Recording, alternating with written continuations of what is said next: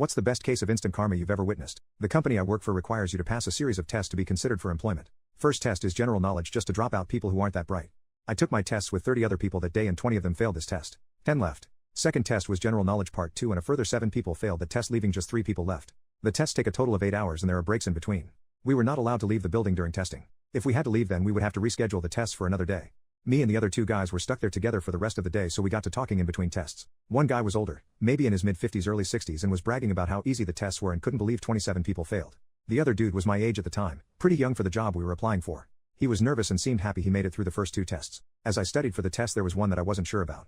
I knew I would have a hard time with that one, and when they put out the docket for tests, I saw the hard one would be the last one on the list. My plan was to pass 4 of the tests and reschedule the 5th to give me more time to study. All 3 of us passed the 3rd test, and I had to listen to the old man gloat about how easy it was when the young guy and myself lamented it was harder than we thought.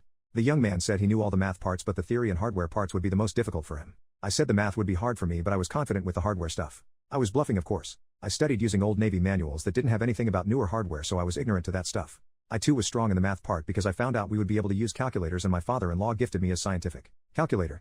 The old man called us both stupid if we thought that was hard and was in for a shock if we actually got the job.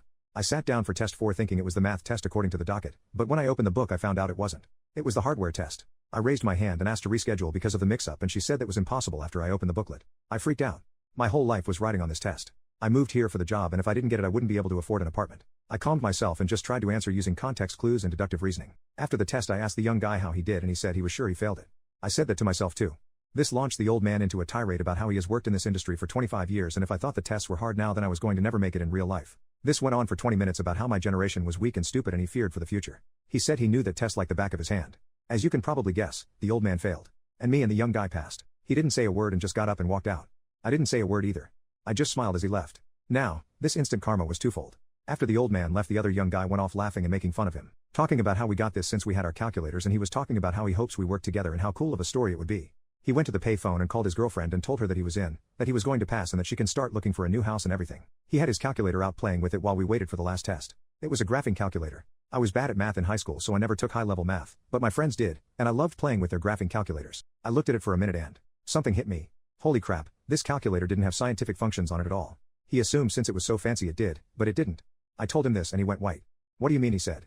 So I showed him in my old beat-up calculator how I do number conversions, and he didn't have the buttons to do it.